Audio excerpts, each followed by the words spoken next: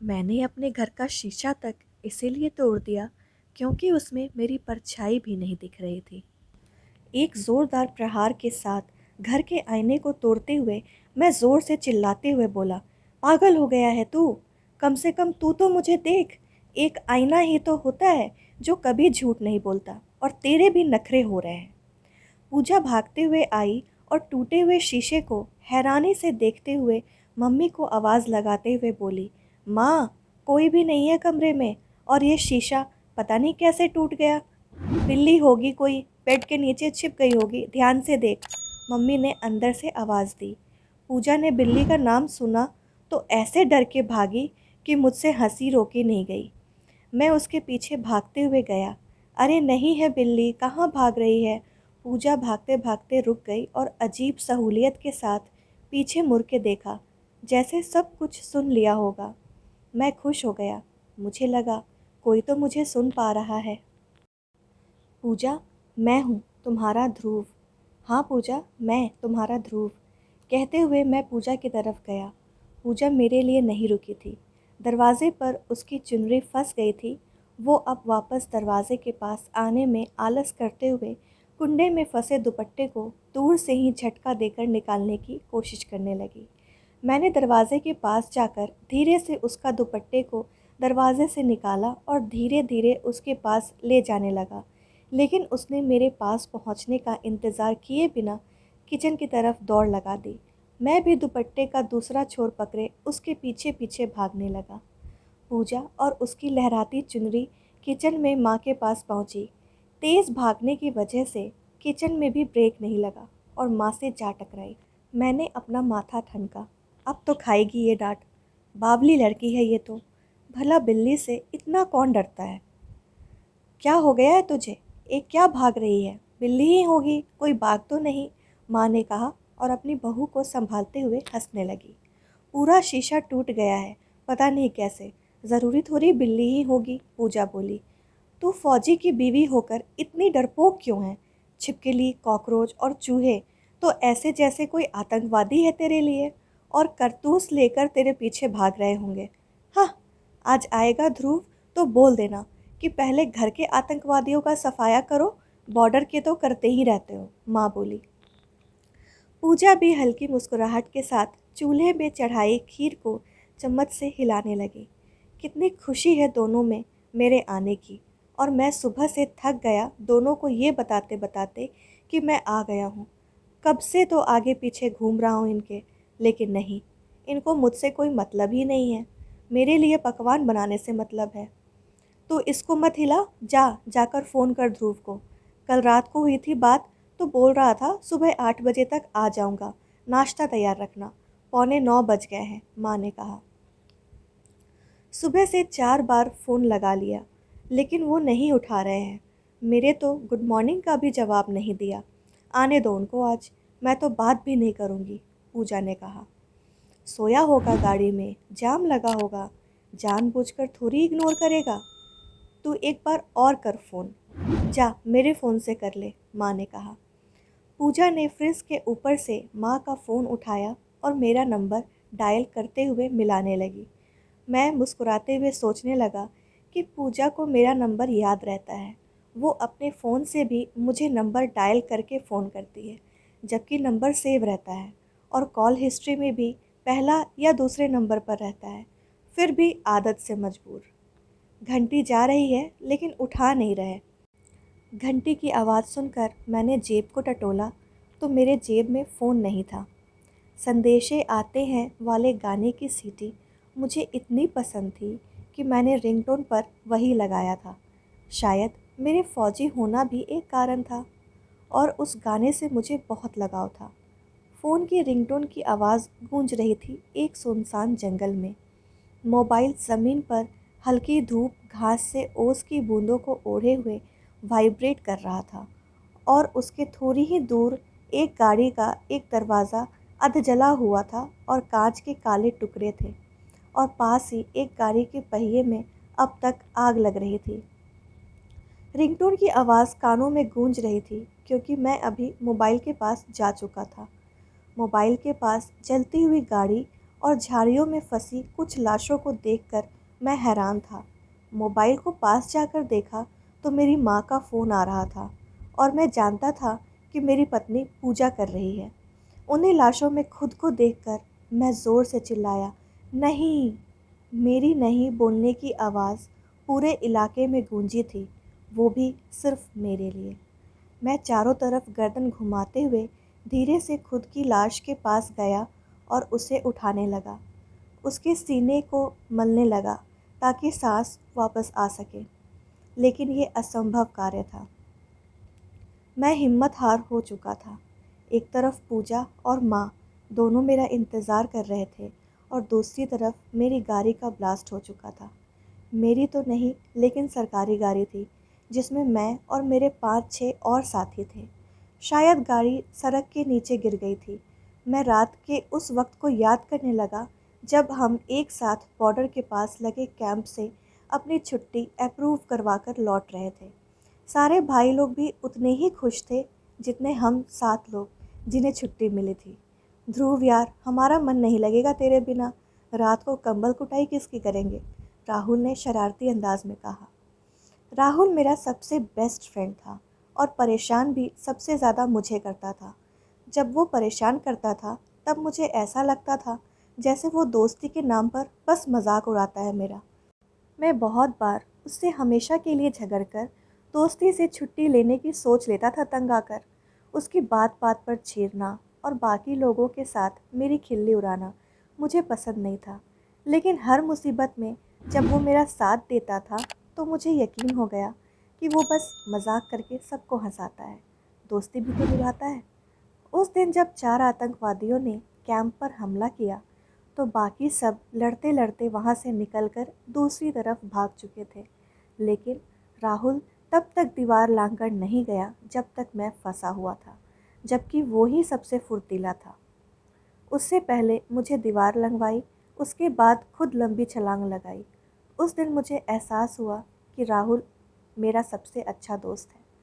कल शाम को हंसते हंसाते राहुल ने मुझे विदा किया और खिल्ली उड़ाते हुए कहा, अब तो कुछ दिन अपनी बीवी के पल्लू में बंधे रहना, जिसे परसों मैंने आई लव यू बोला था। सब लोग हैरानी से राहुल की तरफ देखने लगे तो मैं हंसते हुए सारी बात बताई। मेरे फ़ोन से मैसेज भेजा था, पूजा से मेरा झगड़ा हुआ था, मैंने इसे बताया था तो पता नहीं कब इसने ऐसी हरकत कर दी। कमीना है ये, दोस्त नहीं है। सब लोग हंसने लगे।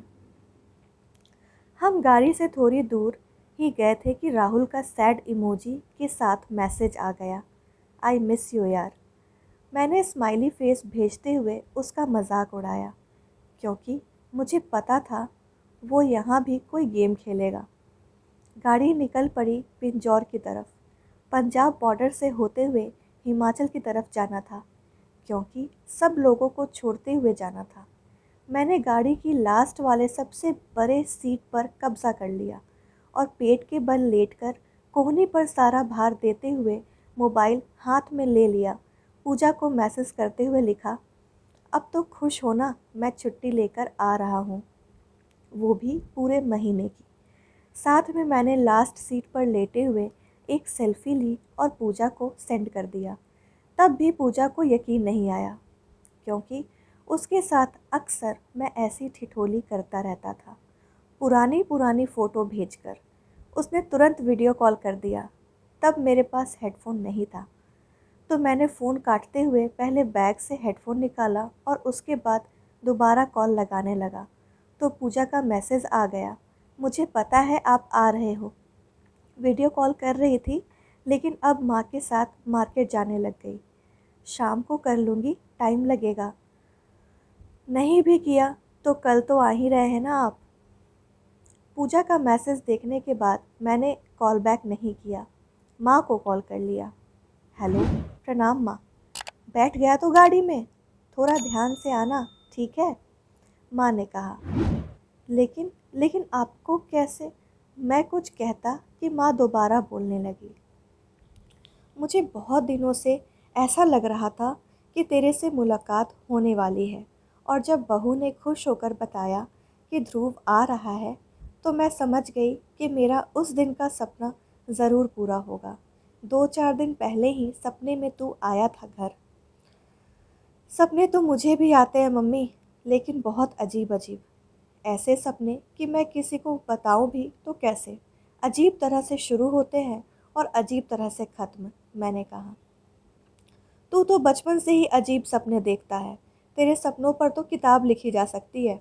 अभी वो सब छोड़, तो ये बता कि नाश्ता क्या करेगा कल सुबह। माँ ने कहा, ऐसे मत पूछो, आप जो पकाते हो वो स्पेशल होता है। कुछ भी पका लेना। मैं 8 बजे तक पहुंच जाऊंगा। मैंने कहा। माँ ने मार्केट जाना था तो जल्दी फ़ोन काट दिया। रास्ते में नेटवर्क प्रॉब्लम बहुत आती है, नेट भी नहीं चल रहा था। मैंने मोबाइल में गाने चलाकर सोना ही बेहतर समझा। मेरी एक और ख़ास बात थी, जिसके कारण मेरा मजाक भी बनाते थे दोस्त। वो ख़ास बात ये थी कि मुझे जहाँ आंखें बंद करके 5 मिनट रह लिया, वहीं नींद आ जाती थी। कभी कुर्सी में, कभी किसी पत्थर में, कभी कभी कैंप के अंदर चटाई बिछाकर ही सो जाता था।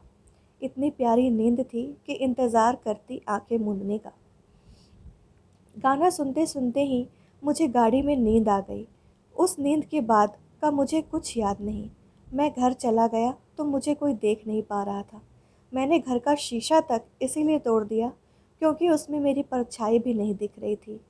पूजा ने भी नहीं देखा, ना माँ ने। जब पूजा ने माँ के फ़ोन से फ़ोन किया तो मैंने पाया कि मैं तो किसी जंगल में बेसुध पड़ा हूँ। फ़ोन पर फ़ोन आ रहे थे और मैं अपने चारों तरफ जल रहे गाड़ी के पुर्जों और साथियों की लाश को देख रहा था। एक अजीब सा डर मेरे मन में था क्योंकि मुझे अभी अभी पता लगा कि वो शीशे में मेरे नहीं दिखने की वजह क्या थी। पूजा ने क्यों मुझे नहीं देखा, क्यों माँ को मैं महसूस नहीं हुआ। मुझे सब मालूम हो चुका था। इस सब का कारण था कि मैं मर चुका था, लेकिन मेरी आत्मा को सिर्फ घर जाने की बेचैनी थी, इसीलिए वो शरीर को छोड़कर घर चले गया। अब मैं घुटने के बल अपने गिरे पड़े मोबाइल की तरफ गया। झाड़ियाँ इतनी थी कि कोई ठीक से तनकर चल भी नहीं सकता था। जैसे ही मैंने मोबाइल को पकड़ने लगा तो मोबाइल के पास किसी के पैर नज़र आया। मैंने पैर को देखते हुए ऊपर की तरफ गर्दन उठाई तो एक लड़खड़ाता हुआ फौजी और अपने सामने पाया, जिसने वो मोबाइल उठाया और आने वाली कॉल को डिस्कनेक्ट करके एक हेल्पलाइन नंबर डायल कर लिया। हेलो, गाड़ी number 136A/2 Amritsar to Himachal पलट गई है और गाड़ी के सारे जवान मौत के घाट उतर गए हैं। मैं ही बच गया हूँ क्योंकि जब गाड़ी पर आतंकवादियों का हमला हुआ था तब मैं गाड़ी में नहीं था। गाड़ी पर इलेक्ट्रिक कारतूस से हमला करके उसका बैलेंस बिगाड़ दिया और पलटते हुए गाड़ी पर गोलियां चलाई गई। मैं बहुत मुश्किल से सभी फौजी भाइयों की लाश तक पहुंचा हूं।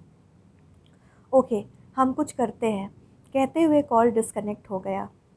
अरे ये तो रघु है, मैंने खुद से कहा और झाड़ी को हटाते हुए रघु के पास गया। रघु से मैं कुछ कहता कि एक बार फिर पूजा का कॉल आ गया।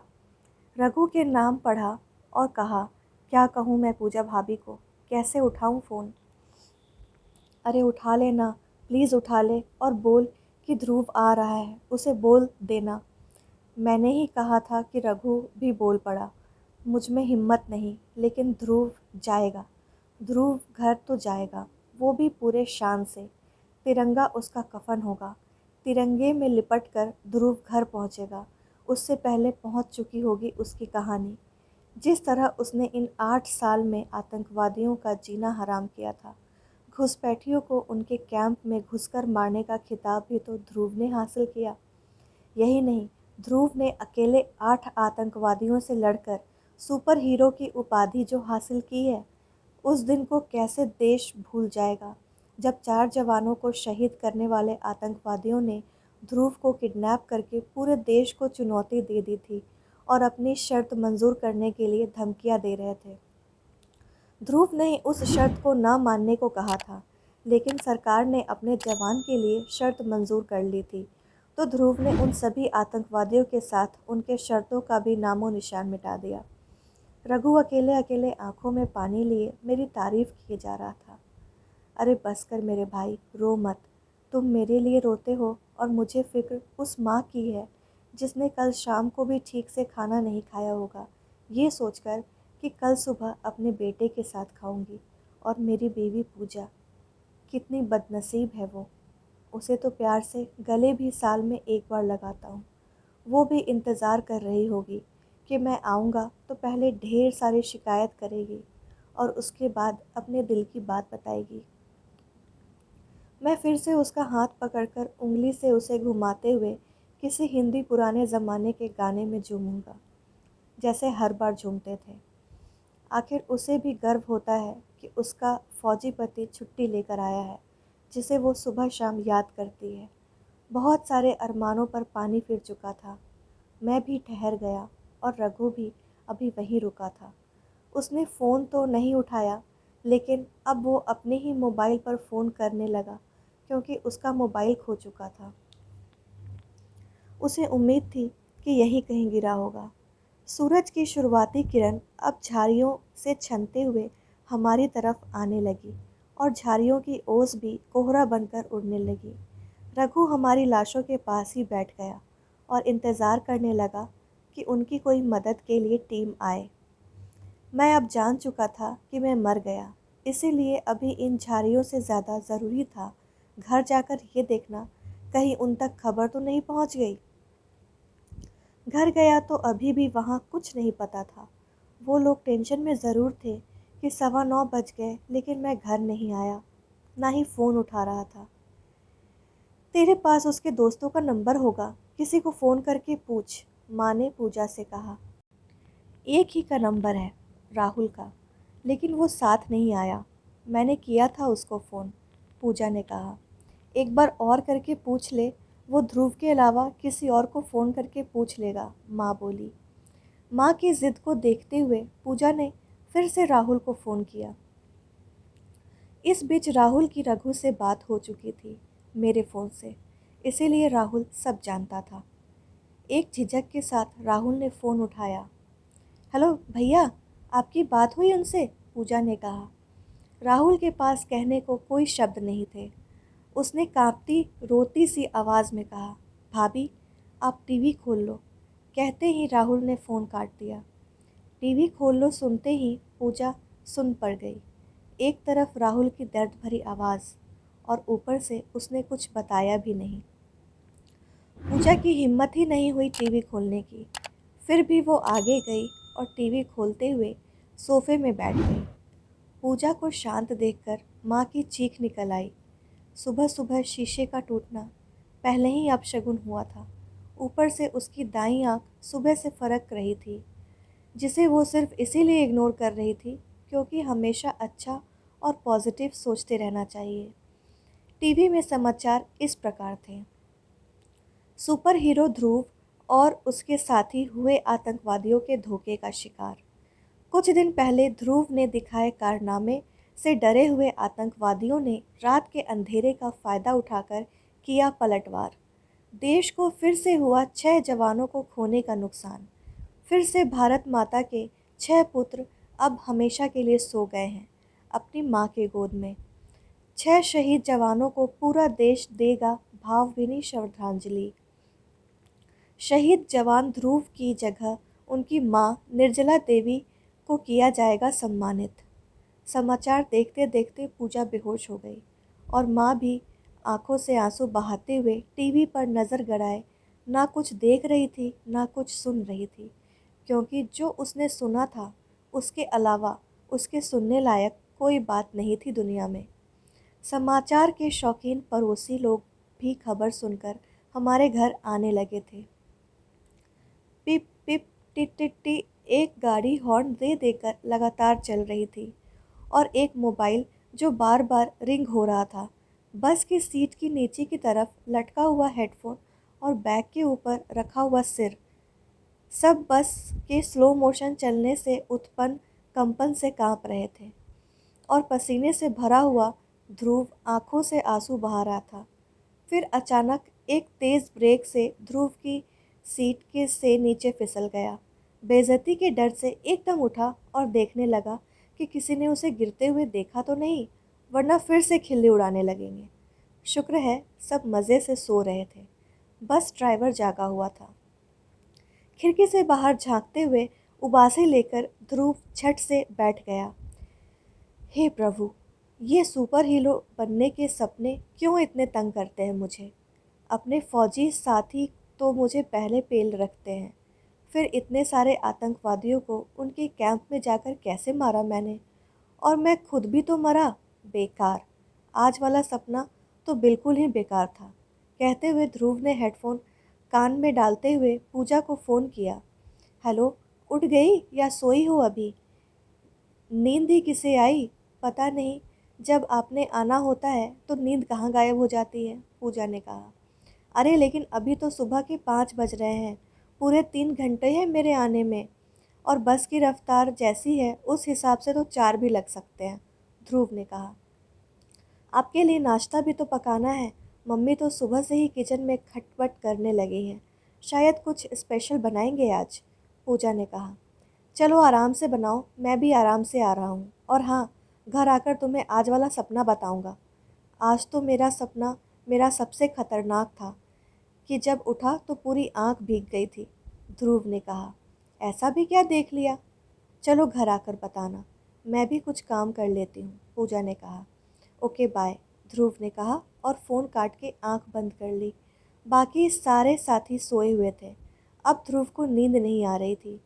वो उस अजीब सपने के बारे में सोच रहा था। माँ सही कहती है, मेरे सपनों पर बुक लिखी जा सकती है। एक बार फौजी से रिटायर हो जाऊँ, फिर लिखूँगा अपने सारे सपनों को। कहते हुए ध्रुव ने सोने की कोशिश करने लगा। बस के झटके और सफ़र, साथ में फिर एक नया सपना। ध्रुव की लाइफ तो नींद और सपनों में ही उलझ गई थी। अभी तक के सपने में वो एक सुपर हीरो था। अगर नींद में देखेगा तो वो हमेशा सुपर हीरो सपने में ही रहेगा। असल ज़िंदगी में सुपर हीरो बनने के लिए खुली आंखों से सपने देखने पड़ते हैं और मेहनत करनी पड़ती है। खैर, ध्रुव को मेहनत करना पसंद था, लेकिन सिर्फ सपनों में। इसीलिए तो वो बिना मेहनत के जहाँ आंखें बंद करता वहीं सो जाता था। दोस्तों, आज की ये स्टोरी आप लोगों को कैसी लगी कमेंट में ज़रूर बताएं। पसंद आई हो तो वीडियो को लाइक, शेयर और चैनल को सब्सक्राइब करना ना भूलें। पूरा वीडियो देखने के लिए आपका बहुत बहुत धन्यवाद।